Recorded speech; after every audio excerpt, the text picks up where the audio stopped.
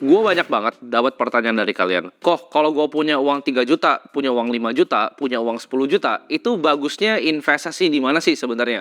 Banyak banget pertanyaan dari kalian tuh anak-anak yang biasa mungkin masih SMA, baru lulus atau bahkan baru kuliah. Di sini daripada gue ngasih tahu kalian ya 2 juta taruh sini, 3 juta taruh sini ya, pecah-pecah ke sini, reksadana, saham, kripto dan lain-lain. Mendingan gue langsung kasih tahu aja. Kesalahan terbesar investasi gue waktu awal gue ibaratnya masih meraba-raba investasi ya di umur 18 tahun. Jadi buat kalian yang baru kenal gue tuh udah bisnis udah lama, investasi udah lama di umur 15 tahun. Jadi kurang lebih udah 7-8 tahun sekarang di dunia capital market. Nah dari sana gue banyak banget belajar dan di sini gue mau sharing kesalahan gue yang menurut gue itu paling fatal. Dan gue harap kalau gue bisa balik waktu ya. Andai gue udah tahu hal-hal ini di usia 18 tahun. Jadi buat kalian yang baru lulus SMA, baru masuk kuliah, ini menurut gue video yang kalian harus tonton. Menurut gue lebih gampang untuk kalian belajar kalau gue ngasih tahu kesalahan gue. Supaya kalian bisa belajar dari kesalahan gue, kalian skip stepnya buat gak usah ngelakuin kesalahan yang sama. Kesalahan paling fatal yang gue rasa gue lakuin waktu umur 18 adalah jadi orang yang super duper pelit. Ya, maksudnya apa? Gue waktu itu nggak ngerti apa-apa tentang uang. Gue nggak tahu uang itu benar-benar di print dari angin. Gue nggak ngerti siapa yang ngontrol uang itu kayak gimana sih cara kerjanya. Karena gue diajarin dari dulu bahwa uang itu susah didapat, ya. Dan awal-awal gue kerja, awal-awal gue mulai usaha, gue kerja macam-macam. Dari jadi agen properti pernah, jadi wedding organizer pernah, macam-macam semua udah gue pernah ngerjain untuk dapat duit. Dan gue ngerasa waktu itu dapat duit itu sangat amat susah, ya. Jadi gue pernah punya agensi juga, udah punya usaha, punya banyak beberapa karyawan, ya, baru lulus SMA. Gue udah ngerasain banyak hal, ngimpor barang dari China, ya, gue coba ngimpor minyak rambut, gue coba ngimpor barang-barang aneh seperti sedotan, ya. Jadi cari market yang laku di Cina, gue coba replikain di Indonesia. Macam-macam udah gue lakuin. Tapi alhasil dari semua gue dapat uang itu, gue jadi orang yang sangat pelit. Jadi gue banyak baca buku ya. Gue mungkin pernah cerita sama kalian buku-buku finansial seperti The Richest Man in Babylon.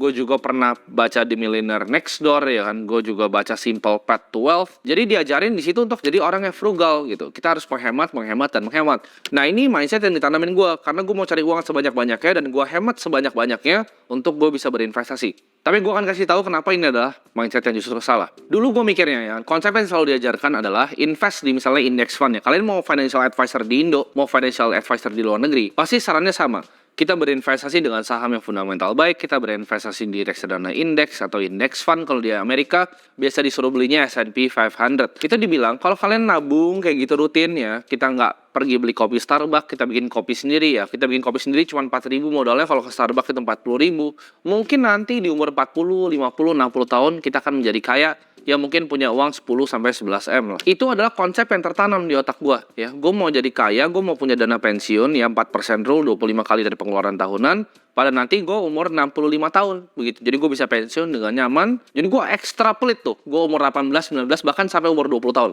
Gue itu ekstra pelit. Jadi gue mau belanja apa tuh mikir dulu ya. Sampai sekarang tuh masih kadang kebawa gitu. Gue gak mau beli sepatu yang terlalu mahal segala macam. Itu masih kebawa di beberapa barang gitu. Menurut gue sampai sekarang MacBook tuh adalah barang yang super duper mahal gitu. iPhone adalah barang yang super mahal. Karena dulu ya, waktu gue mampu beli MacBook, gue waktu mampu beli iPhone terbaru. Yang gue lakukan adalah gue waktu itu beli Samsung yang cuman mungkin rendah banget harganya, mungkin 2 juta atau bahkan 1,5 jutaan. Di saat gue tuh udah bener-bener mampu untuk beli iPhone yang mahal. Gue extra pelit karena gue pikir uang tadi ya, yang gue nggak beliin iPhone itu dengan gue beli Samsung bisa gue investasiin. Tapi itu adalah keliru sebenarnya. Kalau waktu itu andaikan gue beli iPhone aja, produktivitas gue meningkat ya, gue lebih gampang kerja, bisa airdrop langsung ke MacBook gue segala macem, gue mungkin bisa dapetin lebih banyak duit. Tapi gue hemat untuk hal-hal yang gak berguna untuk sekadar investasi dengan uang yang kecil. Kalian coba pikir, ngehemat untuk gak beli kopi Starbucks. Menurut gue itu adalah hal sangat bodoh yang dulu gue percaya. Gue gak mau tuh dulu beli makan-makan fancy dining. Dulu kalau gue fancy dining ya, misalnya gue makan di restoran gitu, gue gak pernah pesen appetizer, gue selalu pesennya itu es teh tawar. Karena es teh tawar itu lebih murah biasa dibanding bahkan aqua. Ya, jadi gue pesennya selalu es teh tawar. Gue gak pernah pesen appetizer, gak pernah pesen dessert. Kalau makan sama cewek, gue pasti pesen yang paling murah, biar ceweknya bisa makan yang lebih mahal. Ya, jadi itu hal-hal yang gue lakuin ekstra pelit. Kalau dipikirkan mungkin kalian banyak diajarin kayak gitu. Jadi kita ekstra pelit sama semua orang, ya bahkan sama keluarga. Ya, jangan bagi-bagi. Itu adalah mindset yang gue punya. Ini gue kasih tau kalian, kalau ada financial advisor yang saranin kalian untuk gak beli kopi Starbucks, itu orang bodoh. Dan gue juga dulu orang bodoh. Jadi jangan dengerin kalau dibilang, oh kalau harus menghemat seperti ini. Hidup tuh gak semuanya seperti itu. Kesalahan gue adalah gue dengerin semua orang. Jadi gue baca bukunya Millionaire Fastlane, gue baca tadi yang Simple Path to Wealth, gue baca Psychology of Money, gue baca semua buku-buku. Gue dengerin semua orang. Jadi gue gak punya sistem filtrasi dalam otak gue. Jadi contoh nih, misalnya di investasi. Si A bilangnya, Ray Dalio misalnya bilangnya diversifikasi. Warren Buffett, si B bilangnya, oh kita harus konsentrasi portofolio kita. Ada yang bilang diversifikasi, tebar banyak, biar kalau satu jatuh tuh nggak kenapa-napa. Ada yang bilang semua konsentrasiin di single class asset. Ini gue dengerin yang mana nih? Dua-duanya menurut gue panutan gitu. Nah, gue nggak punya sistemnya untuk ngejudge gue harus dengerin yang mana. Sama kayak tadi, ada yang saranin gue, oh jangan beli kopi Starbucks. Tapi ada yang bilang beli kopi Starbucks aja bikin lebih banyak duit lagi. Gue ketemu ya salah satu sistem yang menurut gue gampang untuk diaplikasikan dalam mendengar saran orang. Karena kalau kalian masih muda ya, apalagi kalian yang mungkin nonton video ini, gue yakin kalian tuh teman-teman semua itu mau ngembangin diri kalian, mau jadi orang yang lebih baik dengan nonton-nonton video seperti ini. Gue yakin gak cuma gue yang kalian tonton akan tonton beberapa orang yang lain. Nah tapi gimana caranya kita punya sistem filtrasi untuk dengar mana yang bullshit, mana yang bener. Caranya yang gue praktekkan dalam kehidupan gue sekarang adalah sebenarnya super simple. Jawabannya apa? Kalau misalnya ya hidup orang itu adalah hidup yang gue mau, gue dengerin. Tapi kalau hidup orang itu gue nggak mau, gue nggak dengerin. Simple banget kan.